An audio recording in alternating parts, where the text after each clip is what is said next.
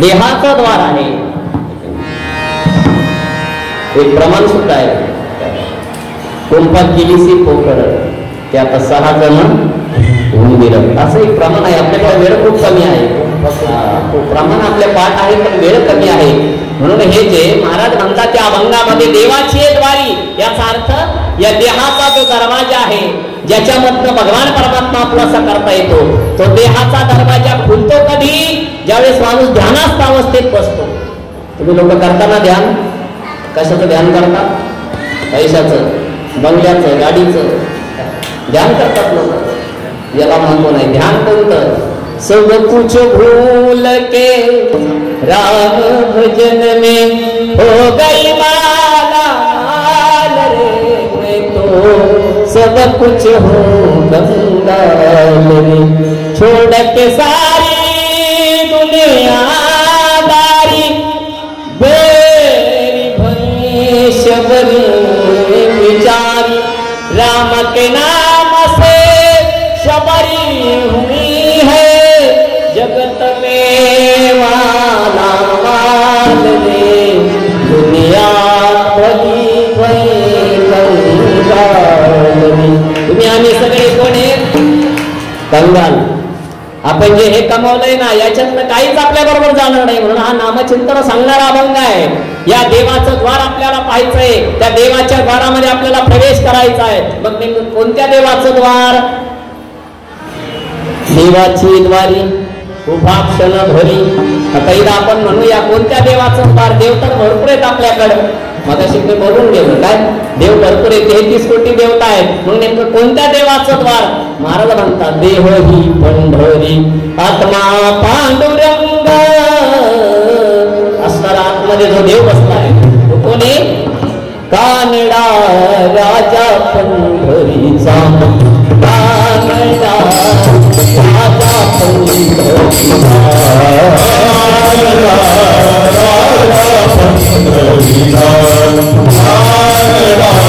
राजा पंढरीचा. कलला वेदांता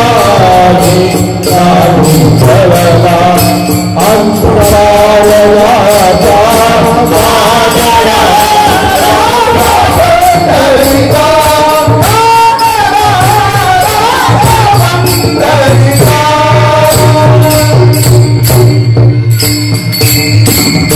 एवढंच घ्यायचं आपल्याला. असा असणारा देव काय? आतमध्ये बसणारा देव म्हणजे कोण? पांडुरंग परमात्मा. या ठिकाणी माऊली म्हणतात देवाची द्वारी, त्या द्वारामध्ये आपल्याला क्षणभर जरी उभा राहायला भेटला म्हणजे काय? क्षणभर जरी आपल्याला ध्यानास्थ अवस्थेत बसल्याच्या नंतर दर्शन झालं कुणाचं? ओम सोम साक्षात्कार म्हणतात त्याला. आपण ध्यानास्थ अवस्थेत गेलो, एक क्षण जरी आपली सुष्मिना नाडी जागृत झाली आणि ती असते आपल्या शेंडीच्या जवळ. कुठं असते? शेंडीच्या जवळ. आपण जेव्हा ध्यानास्थ बसतो त्यावेळेस पायाच्या नखापासनं तर आपल्या पोटापासनं जे आपण कंठ आहे त्याच्या मधनं आपल्याला ज्ञानबिंदू जो असतो तो तिथं प्राप्त होतो. त्याला गोरक्षनाथ अवस्था म्हणतात. विठ्ठल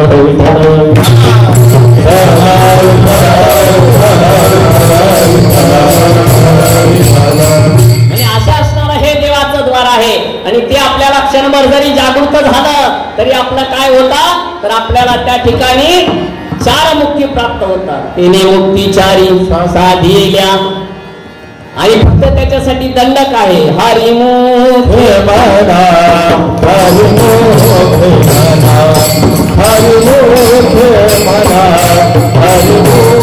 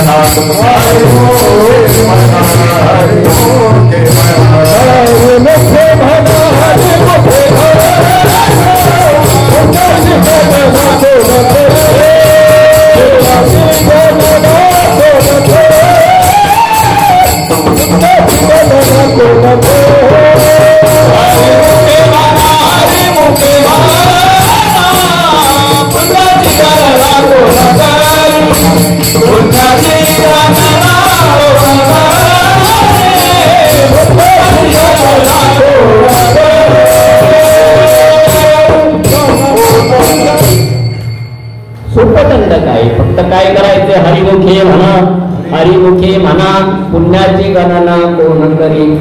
आता हरी शब्दाचा अर्थ काय? विचारसागराच्या दृष्टीने जर विचार केला तर हरी शब्द हा दोन ठिकाणी मोडतो, एक शैव आणि दुसरा वैष्णव.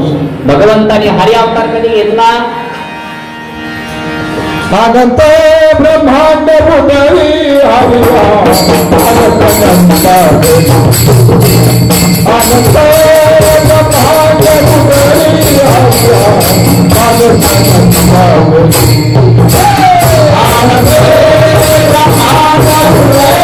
हरिया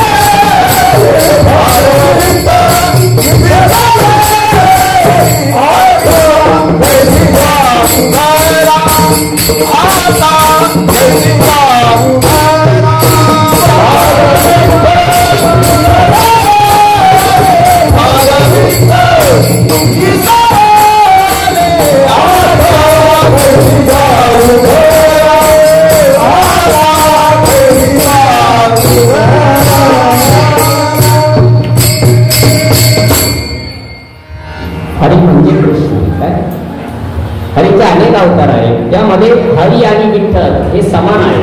म्हणजे अभंगाची रचना करत असताना ज्ञानराजांनी असे केली का त्या भगवंताची ओळख आपल्याला करायची असेल तर त्याचंच नामस्मरण करावं लागेल. कारण आतमध्ये समजा घर आहे बंगला, त्या बंगला ज्यांनी बांधला तो मालक आतमध्ये बसलेला आहे की नाही आपल्याला माहिती नाही, पण आपण दरवाजात गेल्या गेल्या काय आवाज देतो? अहो रामराव पाटील, इथला यायचा पडत विठ्ठल विठ्ठल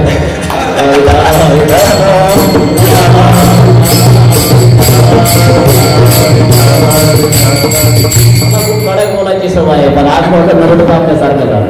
म्हणून कीर्तनात काय होतं माहितीये का? आता इथं ज्यांचे कान कीर्तन ऐकतात ना त्यांचे कान नीट होतात, पण ज्यांचे कान कीर्तन ऐकण्याची इच्छा नाही ते काय होतात पहिले. म्हणून आता बरेच लोक म्हणतील आम्हाला आता घरी गेल्यावर काही ऐकूच येणार नाही, तुम्हाला आता त्रास सहन करावा लागेल. चूक माझी नाही तुमची आहे की नाही. आतमध्ये आवाज आढळतो, प्रतिध्वनी तयार होतो, त्याच्यामुळे ऐकणाऱ्यांना कळत नाही महाराज काय बोलतात. ओरडून बोललं की कांटाळ्या बसतात. हा मंदिरात हा विषय असतो. आता इथं जाऊ द्या, जागा आहे म्हणून आपण असं म्हणतो की बाबा बाहेर घ्या, पण आता पंढरपूर आळंदी सारख्या ठिकाणी जर गेलात महाराज तर असेच हॉल असतात आहे की नाही. आणि तिथं कुणी कुणाच्या दारामध्ये कशाला आपल्याला कीर्तन करू देईल. मग ज्या महाराजांचं व्यवस्था असते, टेबल असतात, तिथं अशाच पद्धतीने कीर्तन करावं लागतं. त्याच्यामुळे आपण सर्वांनी भजनाचा आनंद घ्यायचा आहे.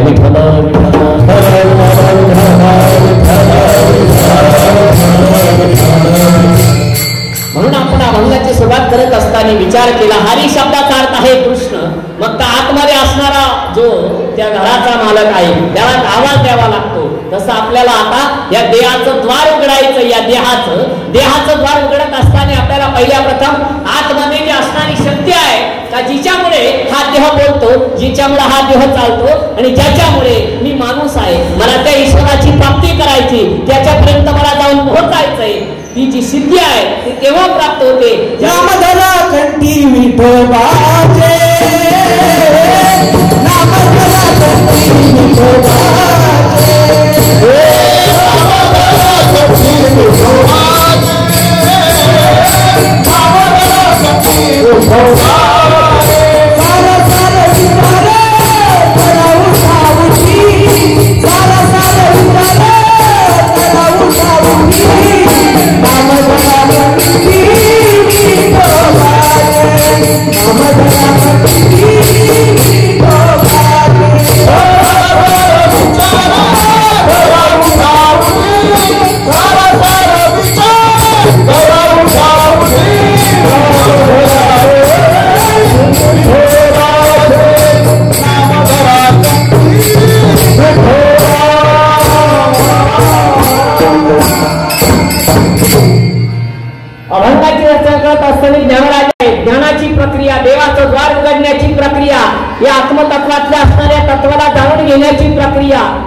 ज्याच्याद्वारे साध्य होते किंवा ज्यांनी ती साध्य केली त्याचं उदाहरण द्यावं लागेल, तेव्हा आपल्याला अभंगाचा अर्थ कळेल.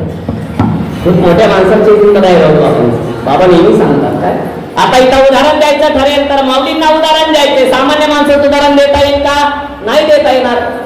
सुंदर मंदिर, स्वच्छ मंदिर, चांगला कडा, शांत स्वभाव, अतिशय स्वच्छता, लगेच डोळ्याच्या समोर काय येतं? म्हणजे उदाहरण द्यायचं ठरलं तर असं द्यावं लागतं का त्या उदाहरण पटेल, आहे की नाही? भगवा पेटा भगवपर्ण सफेद वस्त्र, शांत स्वभाव, नम्रता, शिस्त, लगेच काय येतं समोर? देवगडचे बाबा. म्हणजे उदाहरण द्यायचं असेल तर ते उदाहरण त्या पद्धतीचं द्यावं लागतं. सगळ्या अंगावरची भगवे वस्त्र आयुष्य शंकराच्या सेवेसाठी घातलं नवे येड्या बाबळा असणाऱ्या ठिकाणी नंदनवन फुलवलं. 50-50 पुढारी जरी एकत्रित झाले तर त्यांच्याच्याने एक पूल तयार नाही होत. पण पुढाऱ्याला सुद्धा शिमिटाच्या गोण्याला राखण ठेवण्याची दानत त्या महात्म्यात होती. म्हणून तर म्हणलं गेले होऊनिया दिगंबर विभूती राहिली कीर्ती जगामध्ये. माझ्या पद्धतीने म्हणत असतो आहे की नाही? असे असणारे संत उदाहरण समोर घेतलं. भगव वस्त्र, काय लांब दाढी, कडक स्वभाव, अगदी मिलिटरी मॅन सुद्धा त्यांना घाबरायचे. जेव्हा बालब्रह्मचारी महाराज खुट्टीला आले होते आणि योगायोग त्यावेळेस माझ्याकडे मारुती 800 गाडी होती. किती स्वभाव छान होता. समोर गाडी बघितली, बाबांनी नाही विचार केला मी एवढ्या ठिकाणी राहतो, मी महाराजांपेक्षा वयाने मोठा आहे, अजिबात नाही. जसंच गाडी बघितली, समोर बघितलं, म्हणजे पुण्यात गावचे बाबा हो. खाली उतरले महाराज. महाराज हातात हात दिला. जगाच्या कल्याणा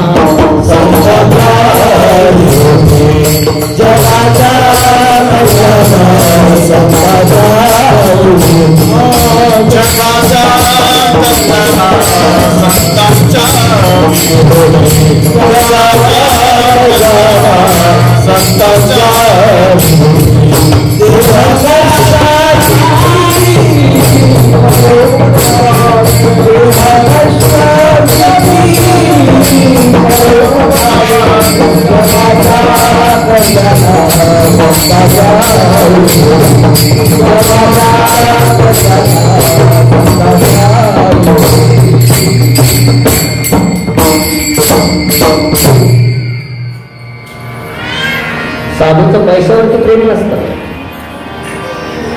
बाबाकडे पंचधातूचा कमंडल असायचा, त्याच्यामध्ये पैसे असायच्या नोटा, 500च्या, 100च्या, 50च्या, 10च्या. जेव्हा कधी आम्ही बाबांच्या दर्शनाला गेलो, आम्ही जेव्हा निघालो वापस, त्या टायमाला आमच्या साधुशाहीमध्ये एक परंपरा असते, त्याला म्हणतात चुप्पी. तुम्हाला नाही समजणार. मग ते असं मुस्कुलीमध्ये पैसे घेणार आणि देणार. मग कमंडल मध्ये बघून पैसे नाही देणार. माया, पैसा याच्यावरती प्रेम नाही करत. हे उदाहरण सांगत होतो मी तुम्हाला की किती पैसे आहेत त्या कमंडल मध्ये पाहत नव्हता महात्मा. इकडे पाहणार आणि इकडे कमंडल मध्ये हात घालणार. जेवढे पैसे येतील का तेवढे पैसे देणार. एकदा मी संभाजीनगरला चाललो. मी चालल्याच्या नंतर माझ्याकडे पोलीस गाडी, 200 रुपये गावातून उसने घेतले. म्हणलं 400चं पेट्रोल लागेल, जाऊन येऊ. आणि आता 200ची कमतरता आहे. मला माहिती होतं इथं गेलं की दक्षिणा भेटते.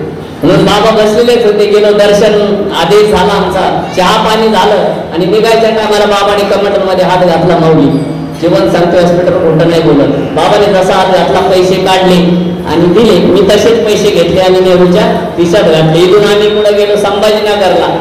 त्या चौकामध्ये गेलो.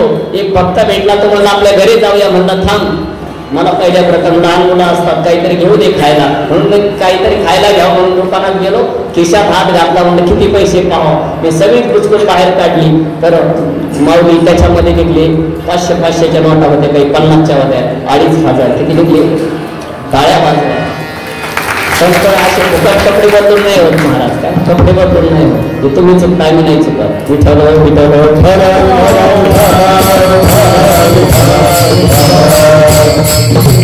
आणि खिशामधून पैसे काढले ते एवढे निघले. आता मी विचार केला, एका झोळेवाल्याने दुसऱ्या झोळेवाल्याकडून घेतलं तर पाप लागत नाही, पण जर त्याने संसारात खर्च केला तर पाप लागतो. मग आता आपल्याला या बाबांनी दिलेल्या पैशात काय करायचं. मग त्यावेळेस माझ्याकडे साधे स्पीकर होते.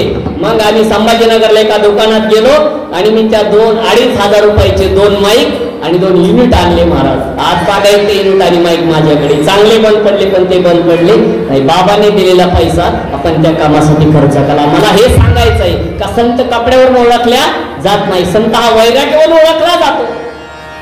वरी भगवा झाला नामे अंतरी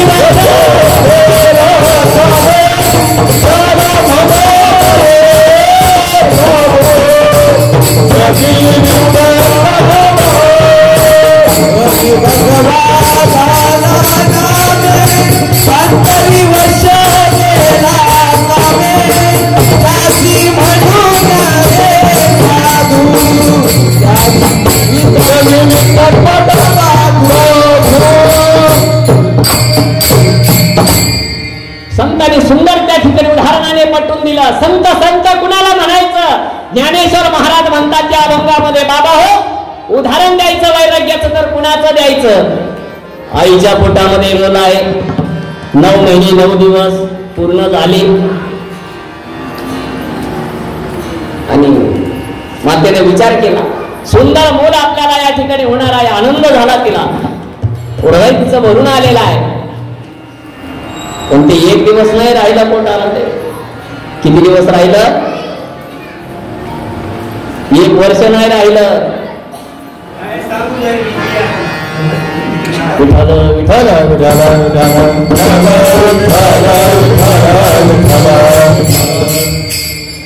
आतमध्ये गर्भामध्ये होता त्यावेळेस गर्भामधनं शंकराशी संवाद साधत होता तो मुलगा. गर्भामधून ऑनलाईन कॉन्टॅक्ट होतो. जसं ऑनलाईन पैसे येतात की नाही. काल मला एक जण म्हणला, बाबा आमचं म्हातारा वारलं, वर्ष श्राद्धाचं प्रवचन घ्या का. म्हणलं घेतो. म्हणले ऑनलाईन दाक्षांना देऊ का. म्हणलं किती देशील. पण म्हणले ते सांगितलं जेव्हा टाकन का तेव्हा सांगा. म्हणून ते देशील 6 रुपये. तर एवढ्या खोटं 6 रुपयाचे ऑनलाईन. तसं त्याला आतमधनं कळलं काय. शंकराशी संवाद साधला. देवा मला बाहेर यावं वाटत नाही. म्हणले का. तर बाहेरची दुनिया कशी आहे. दुनिया बड़ी बेईमान है यार, बेईमान है यार, दुनिया बड़ी बेईमान है यार, दुनिया बड़ी बेईमान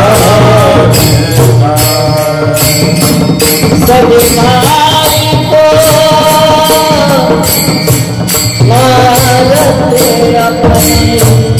सजनाई को मारत अपनी दौलत है वो लालो,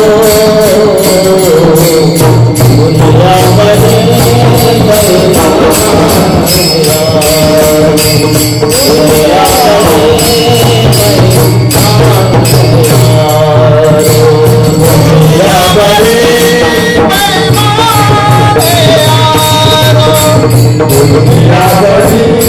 बेईमान दुनिया सती माता को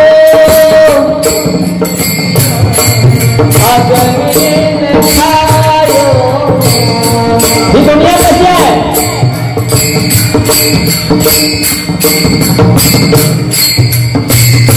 एका अवतारामध्ये बापाला मुलीचं लग्न व्हावं हे मान्य नव्हतं. दुसरा अवतार जगदंबेने घेतला. दुसऱ्या अवतारामध्ये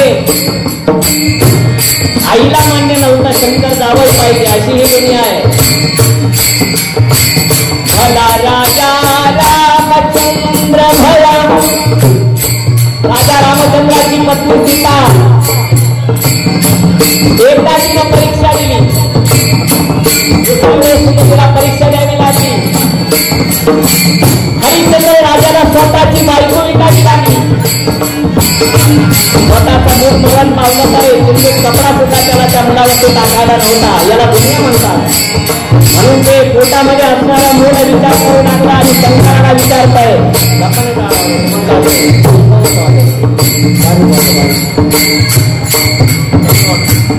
अवतारी पुरुष होता.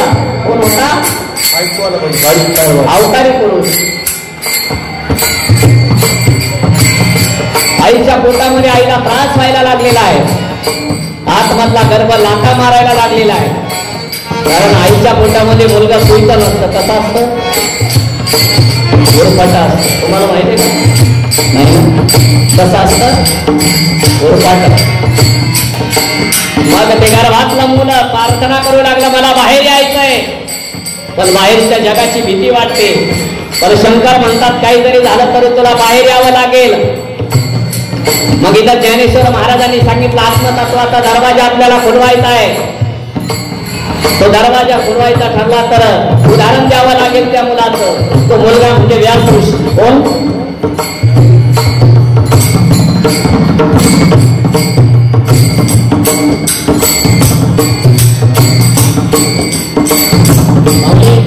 या अभंगाच्या शेवटच्या चरणामध्ये खुणीनं पटवून देतात. ज्ञानदेव म्हणे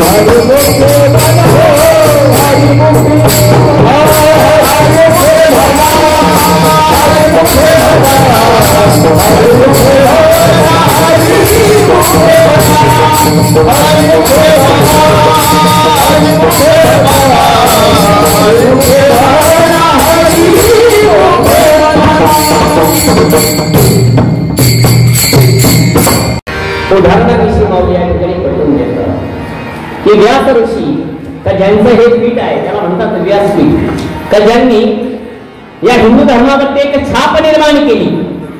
नवे नवे तर व्यास ऋषींनी अनेक ऋषा आहेत, त्यांच्या अनेक ग्रंथरचना आहेत. त्याचबरोबर व्यास ऋषी सारखी साधना सुद्धा कुणाची व्याप्ती उच्चिष्ट जगत्रय म्हणतात. काय? जगामध्ये ज्यांनी प्रथम ज्ञानाची उत्पत्ती केली. मी तर असं म्हणेल का व्यास ऋषीच्या नंतर या पात्रतेचे फक्त एकच संत होऊन गेले. कोण? क्रीडामुखी वेद बोलाविला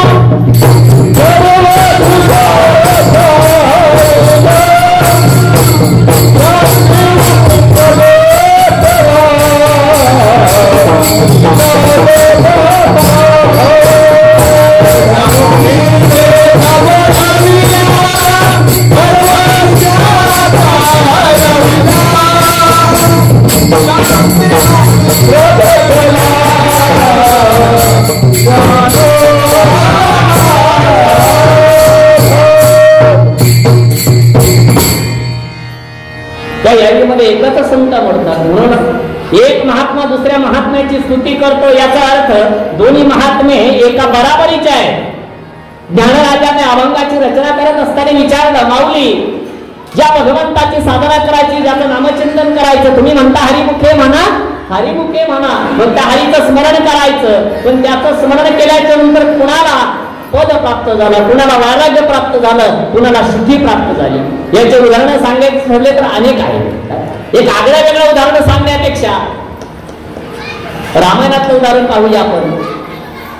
ज्यावेळेस सेतू बांधायचा होता, मग सेतू बांधायचा, रावणाच्या नगरीमध्ये जायचं. मग कसं जायचं तर समुद्र ओलांडून जायचं.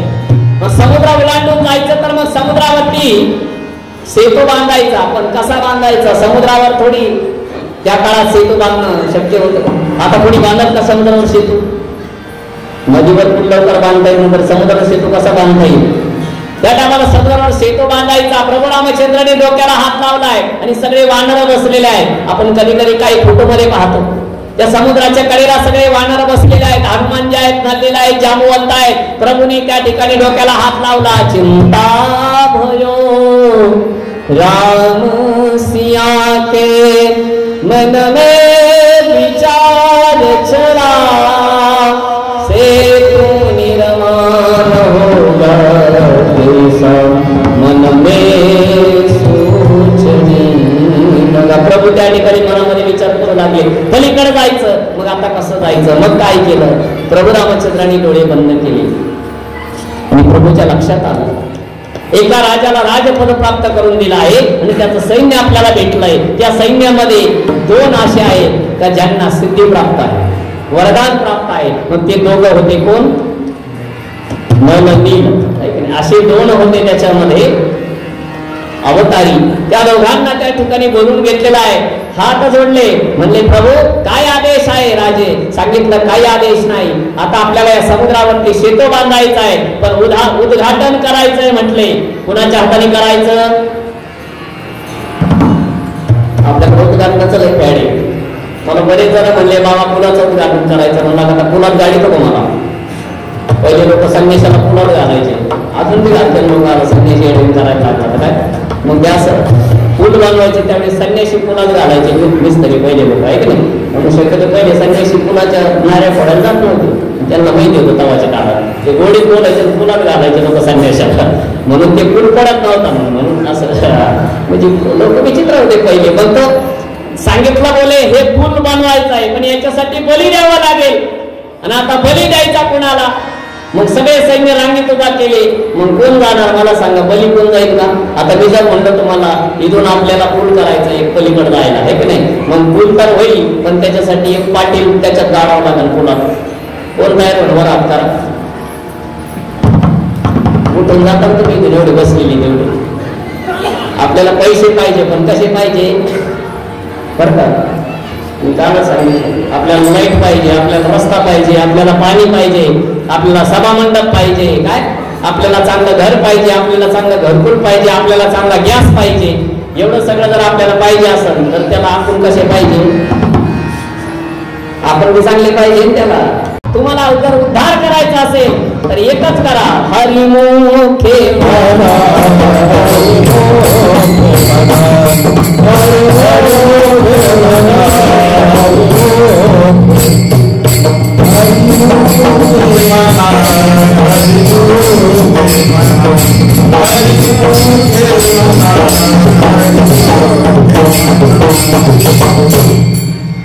काहीच म्हणू नका तुम्ही. 2 जण असे होते की त्यांना वरदान प्राप्त होतं. मग प्रभू त्यांना सांगितलं आपल्याला उद्घाटन करायचं तुमच्या दोघांच्या हस्ते. दोघांनी 2 शिळा घेतल्या आणि त्या शिळेवरती त्यांनी राम नाम लिख दिया शिला पे, सेतु बन गया राम का. जो राम का नाम नहीं लेता वो प्राणी क्या काम का. जे भगवंताचं नाव घेत नाही, महाराज म्हणतात या मुखाप्रती अशाचा काही फायदा नाही. जे कधीही देवाचं नाव घेत नाही ते मुख काही कामाचं नाही. म्हणून त्याच्यामध्ये ताकद होती. राम नाव टाकलं आणि शिळा समुद्रावरती सोडली. जशी शिळा सोडली, जशा लाह्या पाण्यावरती तरंगतात ना, तशा त्या शिळा पाण्यावरती तरंगायला लागल्या. आणि हे सगळं दृश्य पाहिलं कोणी? प्रभू रामचंद्राने. प्रभूने पाहिल्यावर प्रभू म्हणले, आता मला कळलं माझं नाव किती मोठं आहे. होतं ना कधी कधी असं. प्रभू काय म्हणले, आता मला कळलं मला किती लोक मानतात, काय माझा किती लोक सत्कार करतात, मी किती मोठा महाराज आहे. मला तर त्याचा अर्थच नाही कळवा तरी काय मोठा महाराज म्हणजे काय. बरोबर नाही कळणार मोठा म्हणजे काय. आईला म्हणले, अरे माझ्या नावाने शिळा करतात. मग प्रभूने सुद्धा एक शिळा घेतली. शिला लेके हाथ में छोड़ दिया समुंदर के बीच में, राम की शिला डूब गई देखने लगे हनुमान जी. प्रभूने सोडली शिळा, स्वतःच घेतली सोडली. आणि शिळा जशी सोडली, ज्याने देवाने ज्याला सोडलं तो डुबतो का राहतो, म्हणून सोडून देवाने कधी आपल्याला काय. त्यावेळेस शिळा सोडली, शिळा डुबली. मग आवाज झाला आणि मग प्रभू पाहतात माग, म्हणले हनुमान जी जब हम शिला छोड़ रहे थे समुद्र के बीच में तब आपने देखी. बोले आप जब पहली शिला छोड़ी ना तभी हमने देख लिया. क्या? हनुमान जी मुस्कुराए, हसायला लागले. आणि मग प्रभूला म्हणतात, प्रभू अहो तुम्ही ज्याला सोडलं ते डुबणार नाही, काय होईल. मला तो दगड असं नाही तर माणूस असं. म्हणून कधी देवाने आपल्याला सोडलं नाही पाहिजे बरं का माऊली. हे जगाने सोडू द्या, फक्त कोणी नाही सोडलं पाहिजे. देव माझा माझा माझा मी देवाचा, देव माझा माझा माझा मी देवाचा,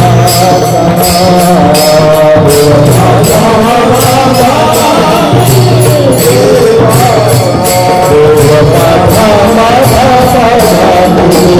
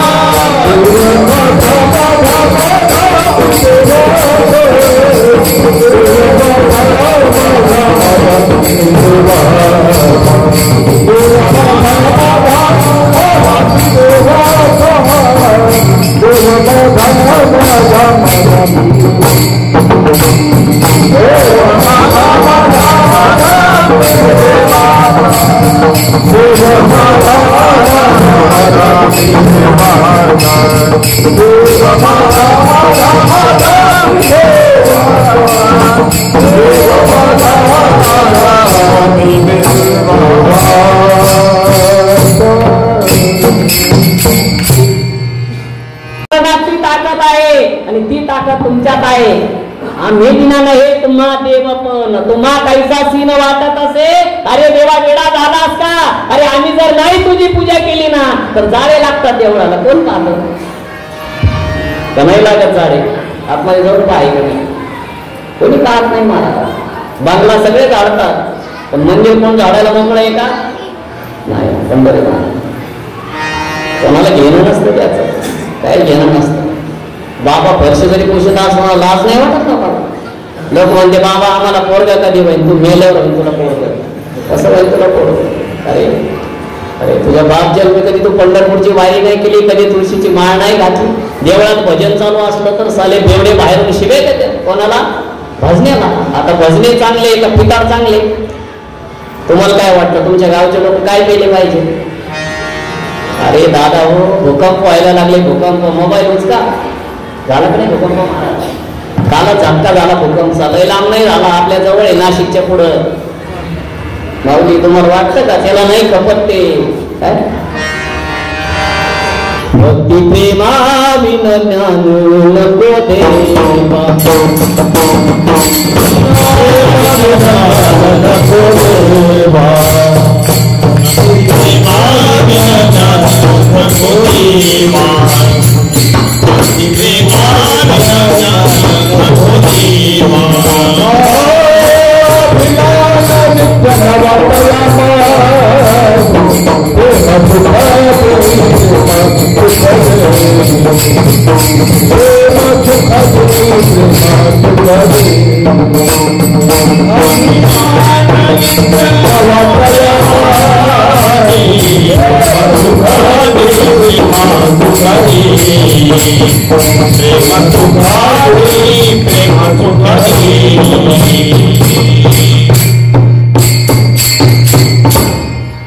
संसारात राहून सुद्धा देवपद प्राप्त करता येतं. संसार सोडायची गरज नाही.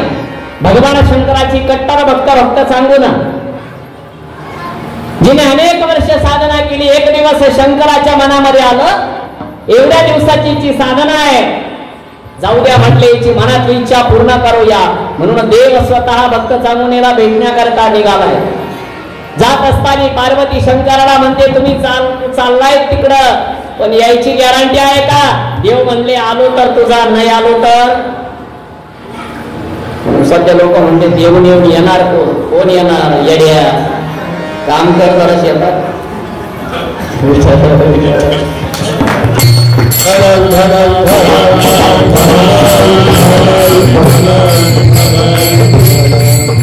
म्हणून मी जरा कप बसत आहे, नाही तर माझ्यावर नाही लोक क्लिक करते, करून यातून घ्यायचं नाही की नाही, त्याला काय द्यायचं? देव प्राप्त करायचा आहे, फुकट भेटल का देव? निघाले शंकर बैसोनिया नंदीवरी, शंकराची चालली स्वारी, भेटयाला चांगुनाला निघाला, भोला डमरुवाला आगला, भोला डमरुवाला चालला, शंकर डमरुवाला आगला,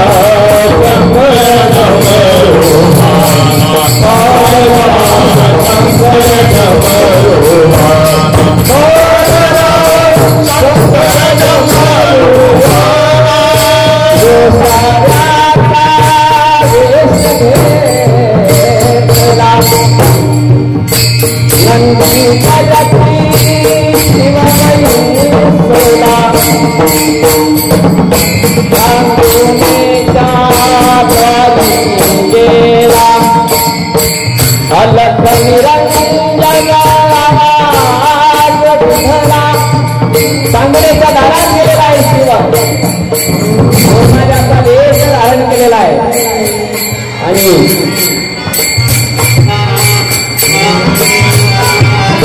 चांगलीना वाड्याचा दरवाजा उघडलेला आहे. डोळ्यावरती तेज आहे, कपाळाला भस्म आहे, अंगामध्ये भगवे वस्त्र आहे, गळ्यात रुद्राक्षाच्या माळा, तेज पुण्य महात्मा आणि भगवान शिव आतमध्ये. चांगुलीनं बघितलं, बाबा तुमच्याकडे पाहिलं तर मला शंकराची आठवण होते. देव नाही कळत बर का, बापाला पोरगा नाही कळत, पत्नीला नवरा नाही कळत, सासूला सून नाही कळत, बाबा कळत का? तर त्याचे कपाळ थोडीच लिहिलेलं आहे, चांगला आहे का वाईट आहे नाही कळत. कशाला येण्यावर करता, सोडून द्या. आपण आपली पंथ जो निर्माण केलाय, संप्रदाय जो निर्माण केलाय, त्याच्यावरती वाटचाल ठेवून चला. ज्ञानोबा तुकोबाचं जीवन बघा, थोडं महात्म्याच्या जीवनाकडे बघून आपण परमार्थ करा. एक चरणाचा भावार्थ करून आपल्याला सेवेला फोटोग्राम द्यायचा आहे. सुंदर असा वेश पाहिला, चौरंग बसायला टाकला. महाराज बसा, बसलेले आहेत महाराज चौरंगावरती. एक पाठ पुढे ठेवलेला आहे, त्याच्या भोवती रांगोळी काढलेली आहे. पाण्याचा तांब्या भरून ठेवलेला आहे. महाराज बसा, साधू संत येते घरात, तुझी दिवाळी दसरा. साधू संत येते घरा, आपण हातपाय पसरा. जवळच्या आल्यावर लांबच्यासाठी राहत. संत दारात आले. बाबा काय जेवण करणार तुम्ही? विचारलं काय जेवण करायचं बाबा तुम्हाला? विचारलं बाबा काय जेवणार? बाबा म्हटले माझं जेवण तर सांगतो. पहिल्या प्रथम तो पाणी तर आण. अजून एक तांब्याभर पाणी पिले शंकर. दुसरा तांब्या आणला ते पिले. असं करता करता 10 तांबे पाणी पिले शंकर. आता शंकर होते ते, ज्यांच्या जटेमध्ये गंगा होती त्यांना कधी ताण लागल का? अशक्य आहे. पण परीक्षा घेतली. सांगूना पाणी आणून आणून दमून गेली, पण शंकर पाणी प्यायचं बंद व्हायला. आम्ही शिवकथे सुंदर सांगत असतो. एवढे पाणी पिले शंकर. एवढं पाणी पिऊन झाल्याच्या नंतर म्हणजे सांगूने मला भूक लागली, मला जेवण पाहिजे. सांगितलं बाबा अहो आमच्या दारातून आतापर्यंत कुणीच उपाशी नाही गेलं, तुम्ही कसं उपाशी जाणार? पोटभर जेवण करा बाबा. काय बनवू जेवणात? सांगितलं तुझी सगळ्यात आवडती वस्तू काय आहे? लय हुशार असतात संत. काय विचारलं तुझी सगळ्यात आवडती वस्तू काय आहे? तिनं सांगितलं बाबा 12 वर्ष झाली लग्नाला मुलबाळ नव्हतं, तुमची साधना केलेली एक मूल प्राप्त झालं आणि सगळ्यात आवडती वस्तू माझी म्हणले कोण आहे? माझा एकुलता एक मुलगा आहे बाबा. म्हणले मग तो कुठं आहे? म्हणले बाबा तो बाहेर खेळतोय. म्हणजे त्याला बोलवते का? तिला वाटलं बोलवल्यावर बाबा त्याच्या पाया पडल. तो बाबाच्या मग बाबा त्याला खडी साखर देईल, चॉकलेट देईल, डोक्यावरून हात फिरवत. तसं नव्हतं कळलं काय. शंकरने विचारलं म्हणले बोलव तुझ्या मुलाला. जसाच आवाज दिला पडत पडत पोरगं बाहेरून आलं. आल्याच्या नंतर आईच्या गळ्यामध्ये पडलं. आईने बला त्याचे मुके घेतलेला आहे. बबड्या बरं झालं. बाबा आले म्हणले बाबाच्या पाया पड. तो म्हणला बाबाच्या पाया पडला असतो पण बाबाच्या दाढी पाहिल्यामुळे मला ठेव वाटलं. पोरगं काय बाबाच्या पाया पडायला, बाई काय पाया पडायला बाई ना सा म्हणलं पोरगं तर काय पाया पडत नाही. रडायला लागलं पण तरी बरंच पाया पडवलं आणि म्हणले आता एक काम कर, मला जेवण पाहिजे. म्हणले माझे आवडतं जेवण. म्हणले तुला एवढा मुलगा आवडतो ना? म्हणले हो. म्हणले मग आता मला जेवायचंय, पण काय पाहिजे जेवणात? बासुंदी, लाडू, जिलेबी नाही. काय पाहिजे? संसार करून परमार्थ कसा करायचा एवढं शेवट सोडून आपण पूर्णविराम देऊ. संसार करत होती भक्त चांगुना. शंकराची कट्टर भक्त होती. स्या राजाची पत्नी होती आणि काय नव्हतं तिच्याकडे, सगळं होतं पण एकच मुलगा होता फक्त. त्याच्यावर अतिशय प्रीती. म्हणले एक काम करा आता, मला जेवणात तुझा मुलगा पाहिजे. म्हणले बाबा जेवणात थोडा मुलगा देत असते, गेडा बिडा झाला काय? म्हणले तू पोरग कोण जेवणात देतात का? म्हणले पोरग सोडून दुसरं काहीतरी महाग. आपल्या दारात भरपूर जनावर आहेत म्हणले याच्यातलं काहीतरी महाग. म्हणले ते नको मला, मला पाहिजे तर काय पाहिजे? त्याला म्हणतात हाटी योगी. म्हणले पाहिजे तर दुसरं काही नको, मला पाहिजे तर तुझा. म्हणले त्याच्यासाठी माझा पती बाहेर गेलेला आहे. म्हणजे ते बाकी काय असो, तुझा पती येण्याच्या आतमध्ये ते निघून जाईल म्हटले. आणि तू शंकराची भक्त आहे ही अंधश्रद्धा आहे, मी असं म्हणेल विश्वास माझा तुझ्यावरचा उडून जाईल. चांगला म्हणते बाबा, पण त्याच्यासाठी मला 10 मिनिटं तर वेळ देतात. विठ्ठल विठ्ठल विठ्ठल म्हणजे 10 मिनिटं तर मला वेळ देणार का? बाबा 10 मिनिटं मुलाला घेतलं चांगून येणं आणि पाठीमागे गेलेल्या. आणि जसंच पाठीमागे गेल्याच्या नंतर मुलाकडे पाहिलं, कंठ दाटून आला चांगुनेचा, हृदयात टाव फुटला, सांग शंकरा कसा मला भेटला. शंकराला म्हणते देवा असा काही याला माणूस पाठवला? म्हणले तू अरे जो काहीच मागत नाही खायला, काय मागतो? म्हणले पोर. आता पोर कसं देणार? म्हणले दत्तक नाही देत तर खायला देणार का? अशक्य. म्हणले देऊ शकत नाही, पण काही झालं देवा चालेल, मी माझं सत्व जाऊ देत नाही, मी शंकराची भक्त आहे. आता जाऊ दे म्हटले. जुने लोक म्हणतात जिथं मारल तिथं मारल, जिथं उगन तिथं उगन. म्हातारा म्हणत असतात पाऊस आला जवळ फेर. पोरगा म्हणतात थांबा अजून जर शिके उद्या. म्हातारा म्हणता अरे असं करता करता अख्खा जून महिना जाईल, एकदाची पेरून टाक, कपाशी लावून टाक. पोरगा म्हणता बाबा थांबा, बँकेचं कर्ज नाही फिटलं तरी बाप म्हणतो नाही लावून टाक. असं करता करता पोरगा कपाशी लावित आणि जे एक पाऊस पडत होता परत पडतच नाही. मग हाता घालून गाडी तर पोरगा बापाला म्हणतो तुझ्यामुळे मी गेलो म्हणजे 1 लाखाला. काय म्हणजे असं आहे कसं? ते म्हणजे जिथं माळायचं तिथं माळू दे म्हटले. आता हा बाबा म्हणतोय ना पोरगा पाहिजे तर जाऊ दे म्हटले. पर्वत घेऊनी हातात बाळाचे शिर छाटले तुकडे करून चिलयाचे मांस शिजवया घातली. भलं मोठं पातेलं घेतलं त्याच्यात पाणी गरम करायला ठेवलं स्वतःच्या मुलाचे तुकडे तुकडे केले आणि देगीमध्ये शिजायला टाकलेले आहे. आणि बाईनं विचार केला जाऊ द्या म्हणले पोरगा गेला आता निदान पोराचा मुंडका तर वाचलं ना. म्हणून बाईनं काय केलं बाबाला काय माहितीये म्हटले मुंडका कुठलं की नाही. बाईनं मुंडकं फक्त तोडलं असं त्या गर्भवतीने आणि मुंडकावरती शिकारीला अटकून ठेवलं त्याला गाठण मारली. लांब केस होते जावया काढलं नव्हतं अजून त्याचं आहे की नाही कीर्तन झालं काढू आहे की नाही. मग असं वरती बांधून ठेवलं ते शिकारीला आणि मांस शिजून झालेला आहे. 5 चौरंग टाकला ताटा तयार करायचे.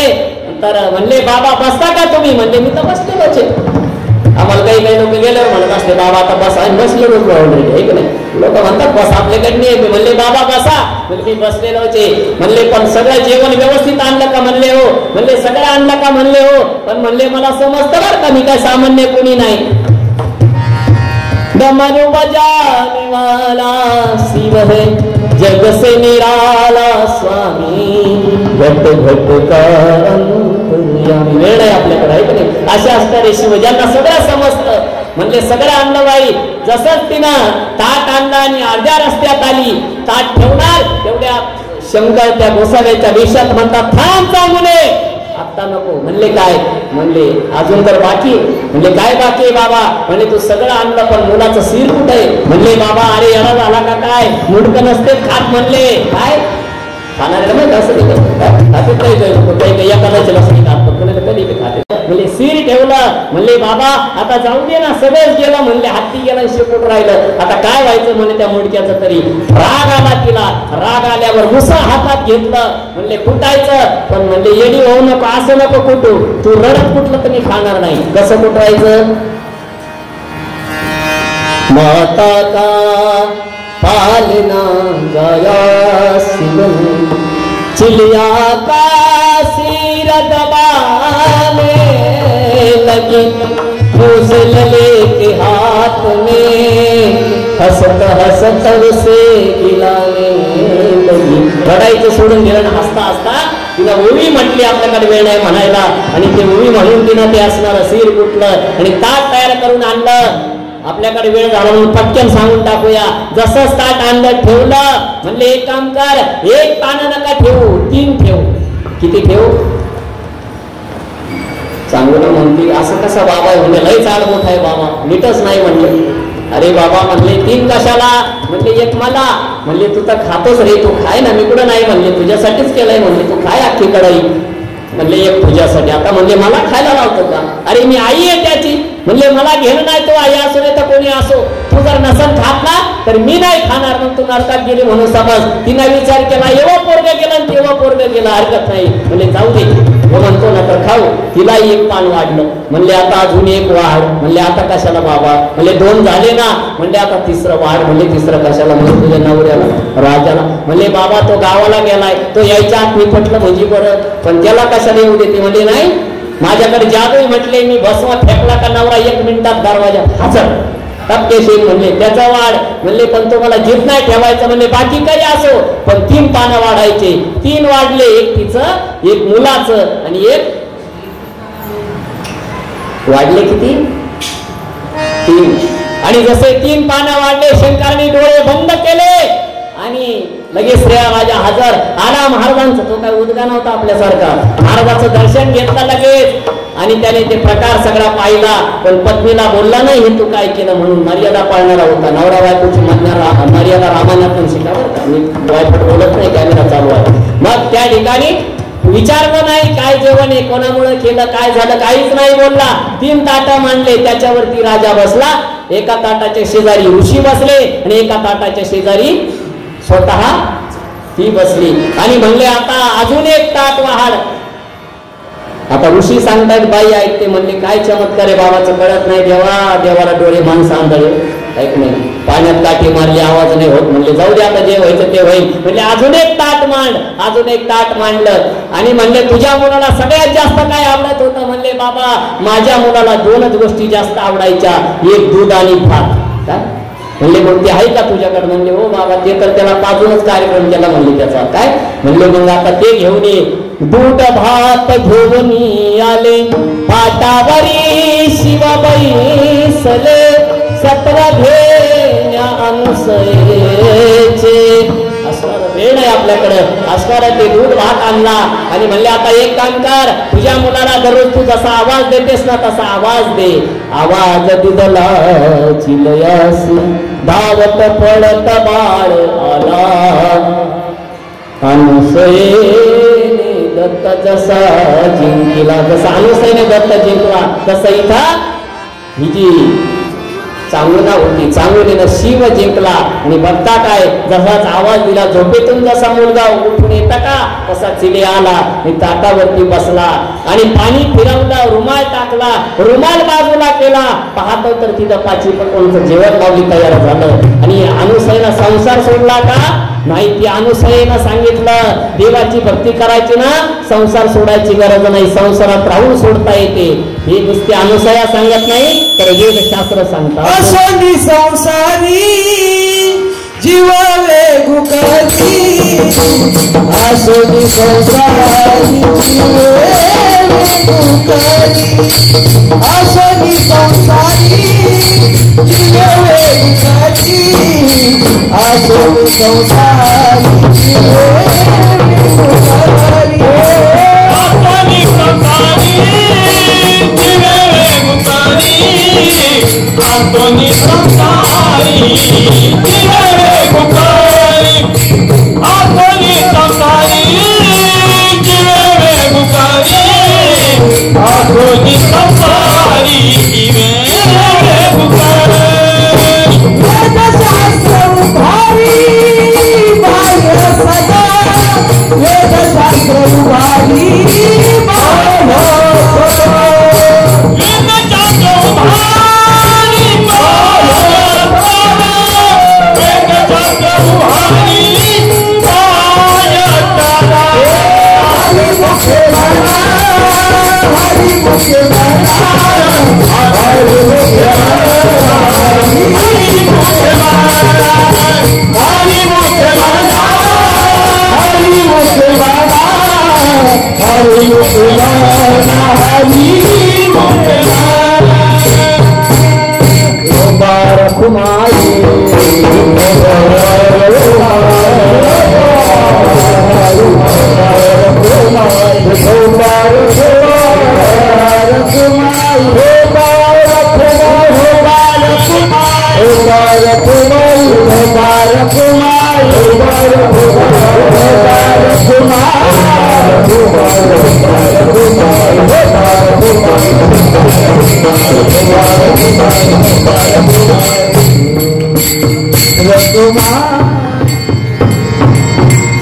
संसारी जेव्हा वेग करी, वेदशास्त्र उभारी बाह्य सदा. म्हणजे संसारात राहून सुद्धा त्या ठिकाणी भगवंताला प्राप्त करता येतं. त्याचं जीवन उदाहरण आपण या ठिकाणी शिव महापुराणामध्ये सांगितलेलं आहे. जसं त्या असणाऱ्या सती अनुसयीने त्या ठिकाणी भक्त चांगुलीने जसं परमार्थात प्रपंचात राहून असणार शिव प्राप्त केले, अनुसयीने जसं प्रपंचात राहून दत्तात्रय प्राप्त केले, तसं तुम्हाला सुद्धा संसारात राहून देव प्राप्त करता येतो. पण देव प्राप्त करण्यासाठी एकच करावं लागतं, हरिमुखे म्हणा, हरिमुखे म्हणा, पुण्याची गणना कोण करी ज्ञानेश्वर.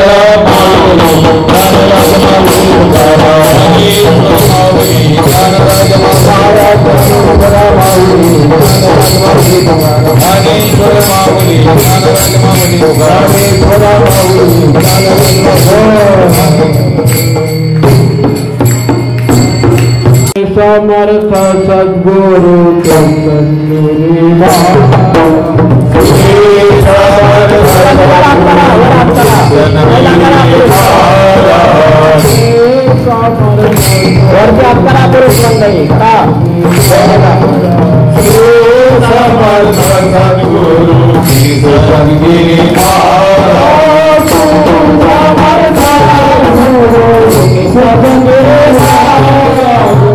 महाराज